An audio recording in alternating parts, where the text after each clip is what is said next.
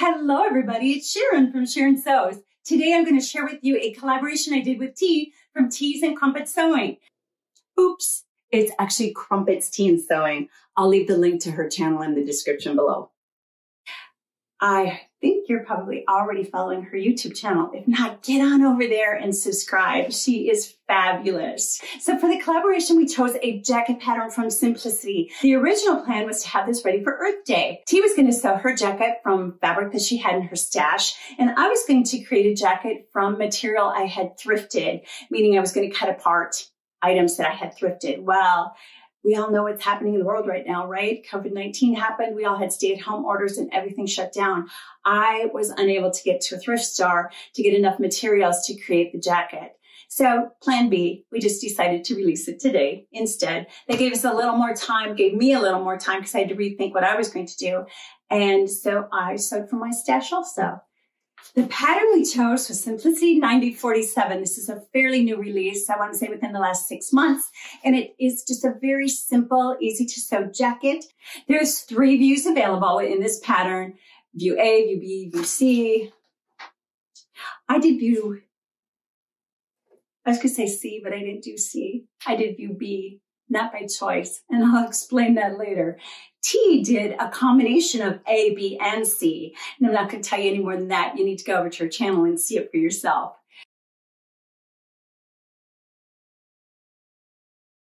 I would read the description for you, but it's not very descriptive. It just says unlined jacket with hem variations. That doesn't help much, does it? It actually has 2 sleeve variations, the hem, short or high.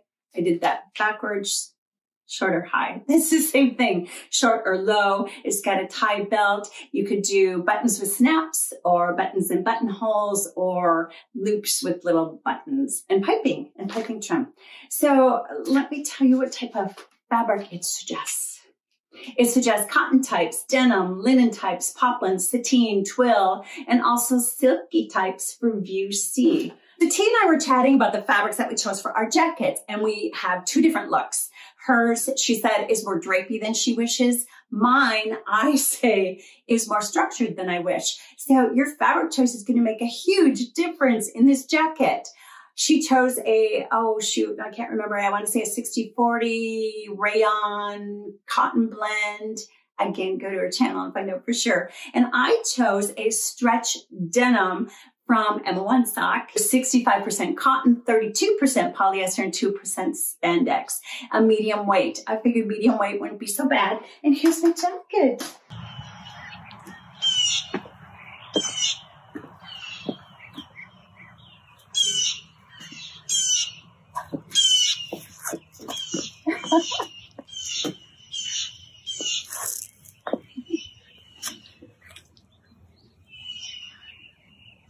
As I mentioned earlier, I sewed view B, and it wasn't by choice.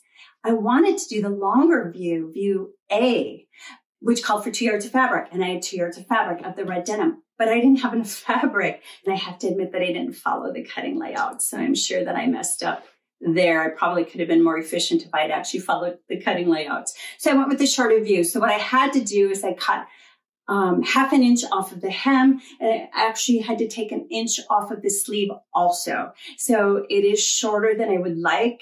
And the sleeves, I'm okay with the shorter sleeves. I got short little arms anyway, so it works for me.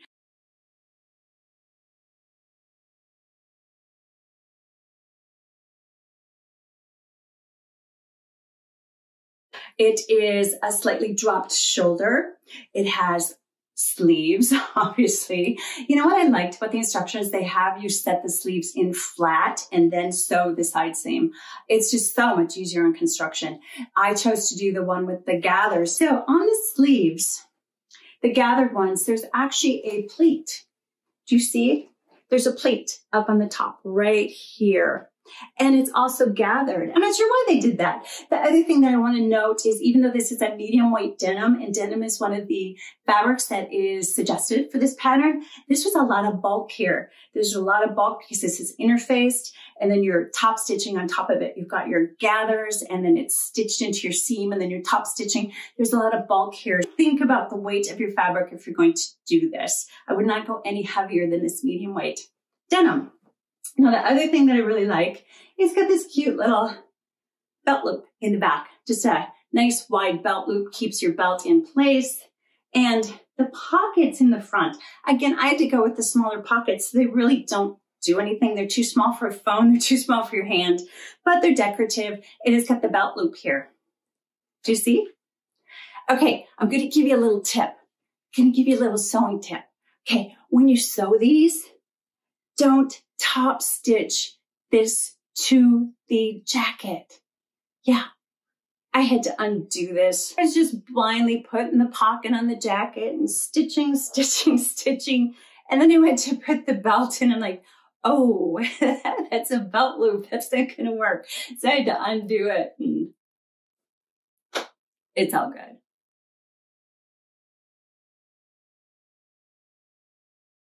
This one has large decorative buttons and it has a snap behind it.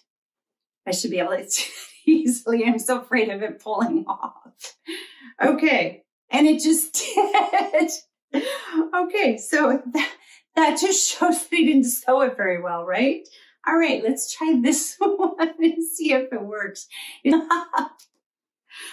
Oh, darn it. Oh, well, at least I wasn't wearing it when it happened, right? Oh, yeah, I think I might change these out. So here, this is the large button. Let's see. Here's a large button. These buttons I purchased from Fabric Mart Fabrics. I also purchased these great big snaps from Fabric Mart Fabrics. But I think they're too strong, or they're either too strong, the snap is too strong, or I didn't sew it. I didn't sew it strong enough. So I'll go back and fix that.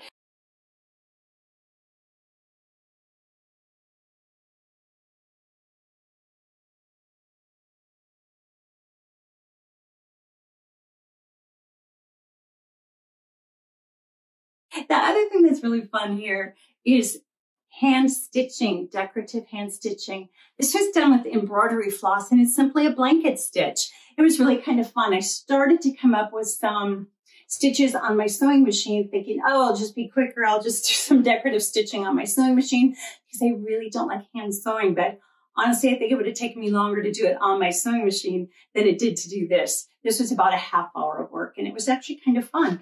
I actually like the hand sewn look. It's just a tiny bit off. I marked it out with chalk and a ruler and that worked out just fine. I like the look on it.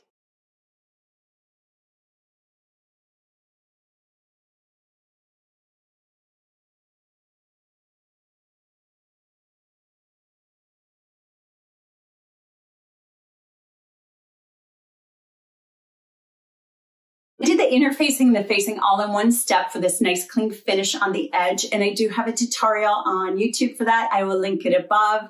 And it just, if you don't want to turn it under and stitch or you don't have a serger, it's a really easy way to get this nice clean look on the inside of your facing. I went with a small in the shoulder and the neckline, and then I graded out to a medium. And I did not do a full bust adjustment. Now for me, when I show you pictures of this, I probably should have done a full bust adjustment. I don't feel comfortable wearing this jacket closed. It just feels, I would just like a little more room in the bust.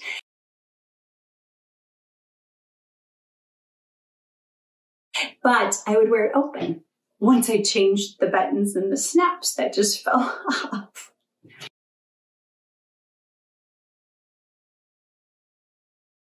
Thank you to Tea for this collaboration. It was really fun. I love collaborating with other sewists and other YouTubers. It's just so fun to choose a pattern and then sew it yourself and come together and talk about how it worked for you, what you liked, what you didn't like. And I love how we all can choose the very same pattern and it looks so different. Be sure to go visit Tea. Thank you so much for being here. Welcome to my new subscribers. And if you haven't subscribed yet, please do so you don't miss future videos. Thumbs up for this video. Please share it if you know someone that you think would enjoy seeing it. And until next time, happy sewing.